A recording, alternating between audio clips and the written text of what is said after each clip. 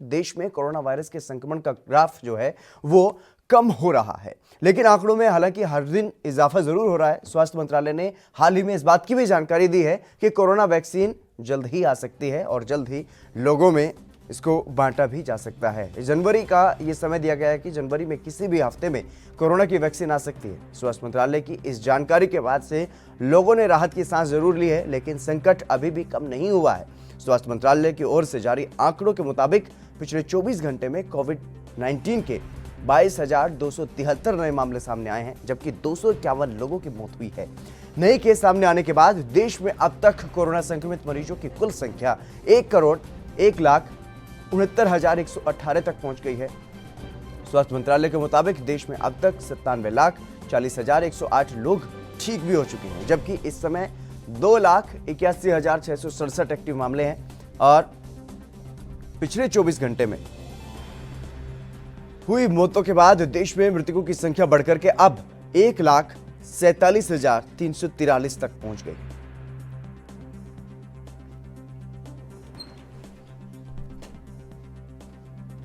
देश में लगातार जिस तरीके से कोविड-19 महामारी का प्रकोप देखने को मिल रहा था, हालांकि वो अब कम होता हुआ जरूर नजर आ रहा है, लेकिन अभी तक खत्म नहीं हुआ है।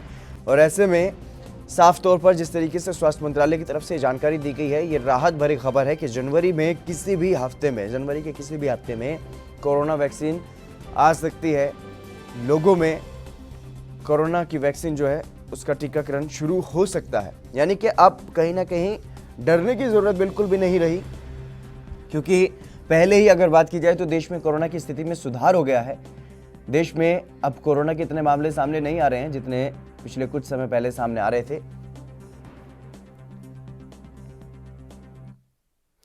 राजीव रंजन वरिष्ठ पत्रकार हमारे साथ जुड़ गए हैं। राजीव जी, आपका स्वागत है एनवी न्यूज पर। Thank you. राजीव जी, किस तरीके से देखते हैं, क्योंकि जिस तरीके से कोरोना महामारी का प्रकोप हमने देखा, बड़ी संख्या में कोरोना के मामले सामने आ रहे थे और अब एक बार हालांकि सुधार है, लेकिन कोरोना के मामले जरूर सामने आ रहे हैं। और वहीं दूसरी तरफ अगर बात की जाए तो स्वास्थ्य मंत्रालय की तरफ से कहा गया कि जनवरी में किसी भी हफ्ते में कोरोना वैक्सीन आ सकती है।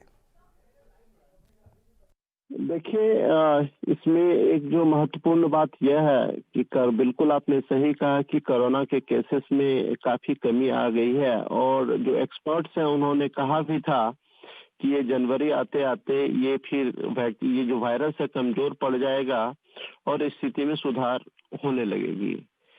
अब इसके बाद जो दूसरी महत्वपूर्ण बात जो आपने कही वो ये है कि वैक्सीन की बात कही। अब यहाँ प्रश्न उठता है, क्या आज की तारीख में क्या लोगों को वैक्सीन देना जरूरी है?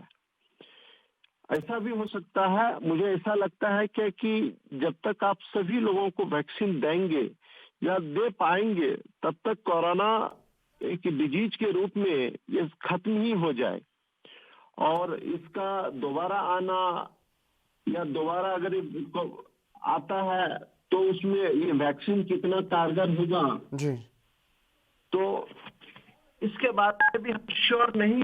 बिल्कुल ये वायरस म्यूटेट कर रहा है, तो हम यह नहीं कह सकते हैं कि जो वैक्सीन आज हम लोगों को दे रहे हैं वो फ्यूचर में कोरोना में लड़ने के लिए उनमें उनको सहायक होगा, नहीं कहा जा सकता। क्योंकि देखिए, यहाँ एक महत्वपूर्ण बात मैं बताना चाहूंगा कि जो ग्लोबल एक्सपीरियंस है, ये जो कोरोना है ये फ्लू है और आपको जानकर के आश्चर्य होगा कि अमेरिका में 73,000 लोगों की मृत्यु प्रत्येक साल होती है फ्लू से और काफी वेस्टर्न कंट्रीज में भी इस प्रकार की मृत्यु होती है, लेकिन आज तक उन्होंने फ्लू का वैक्सीन डेवलप नहीं कर पाए। और बिल्कुल आर.के. तुली जी भी हमारे साथ जुड़ गए हैं। राजीव जी, उनसे भी उनका जो विचार हैं वो जान लेते हैं। आर.के. तुली जी चिकित्सक हैं। आर.के. तुली जी, आपका स्वागत है एनवी न्यूज पर। Thank you. आर.के. तुली जी, जिस तरीके से वरिष्ठ पत्रकार हैं राजीव रंजन जी, वो साफ तौर पर ये कह रहे हैं कि ये जो कोरोना वैक्सीन अब आ रही है, क्योंकि देश में पहले ही कोरोना के मामले कम होने शुरू हो गए हैं और ऐसे में जो ऐसा लग रहा है कि हम हैबिचुअल हो चुके हैं कोविड के और अब कोरोना के इतने ज़्यादा मामले सामने नहीं आ रहे, क्योंकि वो खौफ भी अब कोरोना का खत्म हो चुका है। तो क्या ऐसे में सभी को वैक्सीन देना ज़रूरी है? और जो वैक्सीन दी जाएगी क्या वो कारगर साबित होगी? क्योंकि जिस तरीके से बार बार ये बताया जा रहा है कि नए रूप में भी कोविड जो है वो अब सामने आ रहा है। देखिए, पहले दिन से ही ये जो कोविड-19 ये एक मिस्ट्री रहा है जी, इसके बारे में आज तक 1 साल से ऊपर हो गया, इसके बारे में किसी को कुछ पता नहीं, इसका कोई इलाज नहीं। और जिस वैक्सीन की हम इतनी उत्सुकता से इंतजार कर रहे थे, जी वो आज ऐसे लग रहा है कि नए स्ट्रेन आने की वजह से अब 2 इशू आ रही हैं सामने। बिल्कुल। नंबर 1, जैसे आप कह रहे हैं कि या तो लोग इसके आदी होते जा रहे हैं या लोगों में एक प्राकृतिक हर्ड इम्यूनिटी पैदा होती जा रही है। बिल्कुल। और दूसरे उसके साथ साथ जब ये नया स्ट्रेन आ गया जी तो पुराने स्ट्रेन की क्या रोल रहेगी, जी ये सब एक कंफ्यूजन है। जी परंतु एज ए होलिस्टिक चिकित्सक, यानी कि एक संपूर्ण बैलेंस चिकित्सक होते हुए, जी। मेरा ये प्रश्न है हमारे जो हेल्थ प्लानर्स हैं उनसे, कि हम इस देश एक अथर्ववेद और आयुर्वेद का आधार जिस देश में है, बिल्कुल। जो कि अपनी सेहत के ऊपर करता है। हमारे प्रधानमंत्री बार बार आयुष्मान भारत, जी आत्मनिर्भर भारत, जी स्किल इंडिया भारत की बातें करते हैं। जी। अगर हम जिन्होंने इस योग प्रणाली को 195 देशों में स्वीकृति दिलाई है, जी वो इस योग, इस आयुर्वेद के माध्यम से अपने देश के वासियों को 1 साल में हमने अगर इस चीज के ऊपर महत्व दिया होता जी। कि हम अपनी सेहत सुधारें, आयुर्वेदिक और यौगिक लाइफस्टाइल करें, तो सारे देश की सेहत इतनी अच्छी हो जाती। हमारे जो इम्यूनिटी है, जी रोग प्रतिरोध हमारा जो सिर्फ एक उपाय है जो हमको इस बीमारी से बचा सकता है, जी। वो इतना कारगर बन गया होता हमारे देश की। इससे ना ही कोविड के कोई 3 जनरेशन भी किसी प्रकार के स्ट्रेन आ जाए, जी जी उससे ही मात्र बचाव नहीं, जी ये एक यूनिवर्सल आर्मर, यानी कि एक हर बीमारी से बचाने का रोग प्रतिरोध एक शक्ति मिलती है, जी। जिससे कि ये कोविड का कोई भी बाप भी आ जाए, जी कोई हमारे सामने झेल नहीं पाएगा। और उसके साथ साथ सबसे ज्यादा इंपॉर्टेंट चीज है, आज देखिए हम इतना देश में हल्ला डाल रहे हैं, लगभग 1.5 लाख से भी कम मौत हुई है पिछले 1 साल में कोविड की वजह से, बिल्कुल। जबकि 1 साल में हमारे वातावरण प्रदूषण से 17 लाख मौत होती है। बिल्कुल। और जो नॉन कम्युनिकेबल डिजीजेज हैं, जी जिसको लाइफस्टाइल डिसऑर्डर्स कहा जाता है, जी। उससे 58 लाख लोग मरते हैं हमारे देश में। जी। ये सरकारी आंकड़े हैं। बिल्कुल। तो हम क्या बेवकूफ नहीं बन रहे? ये 1.5 लाख कोविड के पीछे भाग रहे हैं। और अगर हम ये अपना वैदिक लाइफस्टाइल अपनाएं, जी तो हमारा कोविड से ही निवारण नहीं होता, पर ये सारी लाइफस्टाइल और हमारा प्रदूषण, इसके ऊपर जितना खर्चा हम कोविड-19 की वैक्सीन के ऊपर कर रहे हैं, अगर हम प्रदूषण के ऊपर कंट्रोल जी। करें तो सभी लोग स्वस्थ हो जाएंगे। आने वाले समय में यही हमारे लिए कारगर होगा। और कोविड-19 की जो मौत हो रही है, कि कौन लोग बेचारे उसमें घातक हो रहे हैं, जी। जिनकी इम्यूनिटी कमजोर है, जी। जो बेचारे इस पोल्यूशन से घातक है, जी। या जिनको डायबिटीज, हाइपरटेंशन, हार्ट डिजीज इत्यादि इस प्रकार की बीमारियां जो लाइफस्टाइल डिसऑर्डर के अंदर आती हैं, जी। उसके कमजोरी की वजह से वो इसके दायरे में आ रहे हैं। तो कहीं ना कहीं अगर डॉक्टर आर के तुली जी, कहीं ना कहीं अगर ये समझा जाए कि जो ये कोविड-19 आया, इसकी वजह से थोड़ा प्रभाव जो है वो ज़्यादा पड़ा जो बीमार लोग हैं या जिनकी इम्यूनिटी कमज़ोर है, क्योंकि जिसकी इम्यूनिटी कमज़ोर है उसको कुछ ना कुछ बीमारी होती ही ज़रूर है।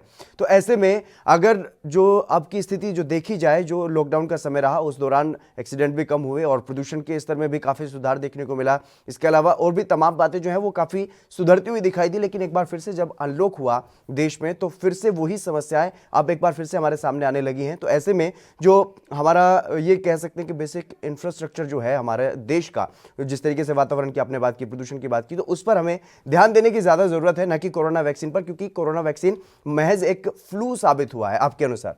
बिल्कुल बिल्कुल। कोरोना की मौत तो प्रदूषण और नॉन कम्युनिकेबल डिजीजेस की वजह से हो रही है, ना कि कोरोना से डायरेक्ट हो रही है। जी जो लोग, तो हम उसकी वजह के ऊपर तो काम नहीं करते। जी तो सारा देश, सारी दुनिया एक बेवकूफी के रास्ते के ऊपर चल रही है। आप उसके मूल में जाएं, अपना वातावरण सुधारें, अपनी इम्यूनिटी सिस्टम सुधारें, अपनी सेहत सुधारें, अपना लाइफस्टाइल सुधारें, खान पान सुधारें, अपने अपना जो जीवन शैली है जी। उसको सुधारें, जी। जल्दी सोएं, सुबह जागें, रोज थोड़ा नित्य व्यायाम करें, जी। अच्छा सात्विक भोजन करें, अच्छे विचार रखें, लोगों की सहायता करें, मदद करें, प्रेम करें। इससे हमारी जो जीवन शैली है उसमें सुधार आएगा, तो कोविड तो कहीं पास में खटक भी नहीं पाएगा। बिल्कुल राजीव रंजन जी, जिस तरीके से आप कह रहे थे कि जो दूसरे देश हैं वहां पर भी जो बाकी के जो फ्लू हैं उनकी वजह से ज्यादा मौतें होती हैं, कोविड से उससे बहुत कम मौतें हो रही हैं, और उसके बावजूद भी ये खौफ जो है वो बना हुआ है, और जो वैक्सीन आ रही है उसको लेकर के कंफ्यूजन है। इस बात पर मोहर लगा रहे हैं डॉक्टर आर के तुली कि कहीं ना कहीं बेवकूफ़ी के रास्ते पर सभी लोग चल रहे हैं, कोरोना वैक्सीन के पीछे चल रहे हैं, जहां से ये बीमारियां बनती हैं जिसकी वजह से फर्क पड़ता है उस पर काम नहीं कर रही है सरकार। देखिए, मैं शुरू से कह रहा हूँ, मैं देखिए अपनी बड़ाई अपने मुंह से करना अच्छा नहीं लगता है। ये कोरोना जो है ये फ्लू फैमिली का वायरस है, और फ्लू का आज तक कोई इलाज नहीं हुआ है। आपको जान करके बड़ा आश्चर्य हुआ कि यूनाइटेड स्टेट्स में इतनी मौतें हुई, उसमें जो एशियंस हैं, जो इस तरफ के लोग हैं, जो पाकिस्तान, बांग्लादेश, भारत जैसे कंट्री के लोग हैं, उनकी संख्या, उसमें उनका जो शेयर है बिल्कुल नगण्य नहीं के बराबर है। वेस्टर्न कंट्रीज में आपको पता है कि जंक फूड लोग काफी कंज्यूम करते हैं, वो घर में बनाकर खाना खाते ही नहीं है, और इस वजह से उनकी इम्यूनिटी बड़ी कमजोर होती है। हमारे यहाँ डॉक्टर साहब ने बिल्कुल कहा कि कोरोना के बावजूद देखिए हमारे यहाँ 1,30,000 लोगों की मृत्यु हुई, और वजहों से मृत्यु होती है। एक चीज मैं डॉक्टर साहब की जो फिगर्स उसमें ऐड करना चाहूंगा, अपने यहाँ प्रत्येक साल तकरीबन 27 लाख लोगों की मृत्यु, बच्चों की मृत्यु होती है। वो गरीबी की वजह से होने वाली जो बीमारियां, उस वजह से उनकी मृत्यु होती है। हमारे आंकड़े इस प्रकार के बहुत हैं। मैं यह कह रहा हूं कि हम जो कोरोना का इलाज नहीं कर रहे हैं, हम कोरोना में जो हमसे गलतियां हुई हैं, जो हमारी खामियां हैं, हिस्टोरिकल जो गलतियां हमने किया है एक राष्ट्र के रूप में, हम कोरोना को एक पॉलिटिकल वैक्सीन के रूप में इसका ट्रीट करना चाह रहे हैं, जो कि बिल्कुल गलत है। और आज की तारीख में एक्सपर्ट्स यह नहीं बता पा रहे हैं कि कोरोना वैक्सीन का रिएक्शंस क्या होगा, ये कितना सेफ है, 5 साल 10 साल बाद इसके क्या कॉम्प्लिकेशंस होंगे। बच्चों को ये वैक्सीन नहीं दिया जा रहा है, जिनमें कोई कोमॉर्बिडिटी, जो 50 साल के कम के लोग हैं, उनको ये वैक्सीन नहीं दिया जा रहा है। वैक्सीन आप वैसे लोगों को दे रहे हैं जिनकी एज 65 से ज्यादा है, जिनको कोमॉर्बिडिटी है, जो हेल्थ वर्कर्स हैं। तो आप बताएं, फिर वैक्सीन में इतनी हड़बड़ी दिखाने की, इस प्रकार से लार्ज स्केल पे वैक्सीनेशन करने की फिर क्या जरूरत है? जिनको कोमॉर्बिडिटी है उनको आप प्रिकॉशंस वो ले लें, तो उनको ये हो जाएगा। नहीं ले पाते हैं, उनको आप वैक्सीन देंगे तो उसकी क्या गारंटी है कि उसका रेमिफिकेशंस क्या होगा? मुझे खुशी इस बात की है कि बच्चों को, 50 साल के कम एज के लोगों को वैक्सीन नहीं दिया जा रहा है, और जब तक इनके पास वैक्सीन देने की बारी आएगी तब तक हमें वैक्सीन के जो रिएक्शंस हैं, नेगेटिव एस्पेक्ट है, वो भी पता चल जाएगा। लेकिन डॉक्टर साहब इस बात से बिल्कुल सहमत होंगे कि पूरा एक्सपर्ट्स आज की तारीख में सहमत है। ऑक्सफोर्ड यूनिवर्सिटी जो वैक्सीन बना रहे हैं ब्रिटेन में, उनके कई साइंटिस्ट ने कहा है कि ये जो वैक्सीन है ये कारगर नहीं हो सकता है, ये बेकार का प्रयास हो रहा है। और जो दूसरे जो एक्सपर्ट्स है वो ये कहते हैं कि वैक्सीन का जो लॉबी है वर्ल्ड में, जिसका काम होता है कि गरीब मुल्कों में आप वैक्सीन दे दो, आप उसको, वो वैक्सीन को बेच रहे हैं। और तीसरी एक बात मैं कहना चाहूंगा कि वेस्टर्न कंट्रीज में वो फ्लू का वैक्सीन लेते हैं, वहां ठंड, कड़ाके की ठंड आने के पहले सब लोग वैक्सीनेट कराते हैं, उस वजह से भी उनकी इम्यूनिटी कमजोर होती है। यूनाइटेड स्टेट्स में ये प्रैक्टिस है, वो सब लोग वैक्सीन लेते हैं। वो वैक्सीन अगर उसी फैमिली का, उसी स्ट्रक्चर का अगर वो वैक्सीन बना करके लेते हैं तो उनके लिए तो ये रूटीन का पार्ट है। लेकिन आप यह वैक्सीन ऐसे मुल्कों में दे रहे हैं जहां के लोगों की इम्यूनिटी ईश्वर कृपा से ठीक है, गरीबी के बावजूद उनकी इम्यूनिटी अच्छी है। शायद हम हर्ड इम्यूनिटी की तरफ बढ़ गए, हमें तो पता ही नहीं था।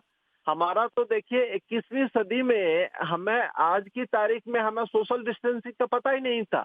वो तो एक आईएएस ऑफिसर, मैं उसका नाम भुला रहा हूँ, जो कि राजस्थान में है, और राजस्थान का वो शहर का भी नाम मैं दुर्भाग्य से भुला रहा हूँ जहाँ की सबसे पहले ज्यादा संख्या में हुआ था, उसने गूगल सर्च करके जब पता किया तब उसको पता चला कंटेनमेंट जोन बनेगा जी, उसमें सोशल डिस्टेंसिंग है, ये एटसेट्रा एटसेट्रा, और फिर उसने इंट्रोड्यूस किया तो वो बातें आग के तरफ फैली और उसके बाद लोगों ने क्या।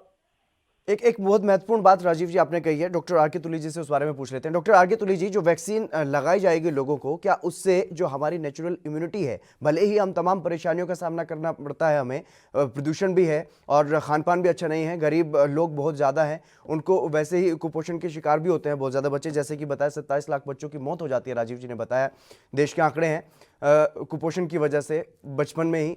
तो ऐसे में क्या हमारी जो इम्यूनिटी है वो और भी ज़्यादा कमज़ोर हो जाएगी इस वैक्सीन के लगने से? देखिए, जी ये जो वैक्सीन है, जी ये हमारा जो ये कारगर अपने हमारे जीन इंटरफेरेंस के माध्यम से जो प्रोटीन्स पैदा होंगे वो एंटीबॉडीज का काम करेंगे। जी यानी कि ये किस प्रकार की एक जीन मॉडिफिकेशन है। जी और जीन मॉडिफिकेशन से अगर कोई फल, सब्जी, अनाज जिसको इस विधि से बनाया जाता है, जी। वो सारे फूड को ऑर्गेनिक की श्रेणी में, यानी कि उनको सेफ फूड की श्रेणी में, जी। कि वो हमारे लिए एकदम सेफ है जी। और हमारी सेहत के लिए वर्धक है, जी। उस कैटेगरी से बाहर निकाल दिया जाता है। बिल्कुल। जिस प्रकार जीएम ब्रिंजल और जीएम कॉटन आने लगी, जी तो उसका यही मकसद था कि वो जो पौधों में भिन्न प्रकार की कमजोरी से भिन्न प्रकार के इन्फेक्शन इत्यादि आते हैं, वो कम आएंगे और उनकी फसल बढ़ेगी। जी परंतु इस टेक्नोलॉजी को हमारे जो खाद्य पदार्थ हैं उसमें इसका बहिष्कार कर दिया गया है। बिल्कुल। और इसी चीज को, इस टेक्नोलॉजी को आज हम अपनी सेहत के ऊपर इसका प्रयोग कर रहे हैं, जी जिसका ये स्ट्रेन, ये वायरस कोविड-19 कितने दिन रहेगा, जी इसका क्या प्रभाव होगा, वैक्सीन का आने वाले समय में क्या असर होगा, इसके क्या साइड इफेक्ट होंगे, इसके क्या लॉन्ग टर्म इफेक्ट होंगे हमारी जनरेशन्स के ऊपर, ये किसी को कुछ मालूम नहीं। और वही मैंने कहा, माफ कीजिएगा मेरे से शब्द निकल गया मुंह से कि ये बेवकूफी की तरफ हम चल रहे हैं, तो ये मेरे दिल से निकल आया था। जी, क्योंकि जी। हम ध्यान देने की जरूरत है, जी जिसकी आवश्यकता है कि हम अपनी देश के लोगों की सेहत को उभारे, जी। और सेहत उभारने का जो तरीका है वही एक से सुरक्षित और सक्षम उपाय है। जी। और इसके लिए जब मैंने कहा हमारे देश के प्रधानमंत्री उसकी इतनी बातें करते हैं, जी बिल्कुल। पर इस चीज का 1% भी उन्होंने इस महामारी को कंट्रोल करने में या देश की बीमारी को कंट्रोल करने के लिए ध्यान नहीं दिया है। उन्होंने जो प्रधानमंत्री जन आरोग्य योजना के अंदर हर व्यक्ति को 5 लाख रुपए का हॉस्पिटल के खर्चे का परमिशन दी है। बिल्कुल। यानी कि आप बीमार होइए और जाके खूब दवाइयाँ खाइए, ऑपरेशन करवाइए और अपनी सेहत और खराब करिए। जी क्या इससे मेरे को सेहत मिल सकती है दवाइयाँ खा के और फ्री ऑपरेशन करवा के? इसके बजाय कि हमारे प्रधानमंत्री को चाहिए कि वो आयुष्मान भारत लोगों की जीवन शैली में सुधार दे, बिल्कुल। जगह जगह इस प्रकार के लोगों की सेहत बढ़ाने के लिए योग आयुर्वेद के आधारित सेंटर खोले जाएं। जी हमारी जो प्राथमिक चिकित्सा सेवाएं हैं जी उनके अंदर इसको इंट्रोड्यूस किया जाए। जी। और साथ के साथ जहां पे बहुत ज्यादा बीमारी बढ़ जाती है, तो हमारी एक प्राचीन भेदन क्रिया के नाम से, जो कि बुद्धिज्म के साथ एक चाइना में देश में पहुंची और वहां में उन्होंने इसको डेवलप किया, और आज दुनिया उसको acupuncture as a Chinese system of medicine जानती है। बिल्कुल, इसका मूल आधार हमारे आयुर्वेद में है, जी। हमने इसको पहचाना ही नहीं। जी। और ये एक इतना कारगर और सक्षम दवा रहित, और इसमें कोई खर्चा नहीं होता, इतना अच्छा उपाय है कि इसको हम अपनी तीनों स्टेजेस ऑफ हेल्थ के ऊपर, प्राइमरी, सेकेंडरी, टर्शरी, हर बीमारी में ये एक बिल्कुल बिल्कुल बिल्कुल। एक्सेलरेटेड योगा के सिद्ध होता है, और उससे फिर लोगों को बड़ी बीमारी से निकाल के जी। हम उनको स्वास्थ्य की ओर बढ़ाएं, उनको हम अपनी जीवन शैली की तरफ, अपने वैदिक लाइफस्टाइल की तरफ बिल्कुल। बिल्कुल डॉक्टर राकेश जी, बिल्कुल जो आप कहना चाह रहे हैं उसमें साफ तौर पर जो हमारी जो पद्धतियां रही हैं उनका हमें अनुसरण करना होगा। डॉक्टर आर के तुली जी, आपका बहुत बहुत शुक्रिया। राजीव राय जी, आपका भी बहुत शुक्रिया। लगातार जिस तरीके से कोरोना के मामले बढ़ रहे थे, कोरोना का खौफ शुरुआत में लोगों में देखने को मिला, लेकिन अब कोरोना से हैबिचुअल हो चुके हैं लोग और उनके दिमाग से कोरोना का खौफ भी खत्म होता जा रहा है। यही अब जो परिणाम निकल करके सामने आ रहे हैं कि बहुत कम संख्या में कोरोना संक्रमित मामले सामने आ रहे हैं, लेकिन जो खबर सामने आई कि जनवरी से कोरोना की वैक्सीन भी सामने आ सकती है, अब उस पर सवाल उठने जो है शुरू हो गए हैं। देश दुनिया की खबरों के लिए एएनबी न्यूज को सब्सक्राइब करें और बेल आइकन दबाएं।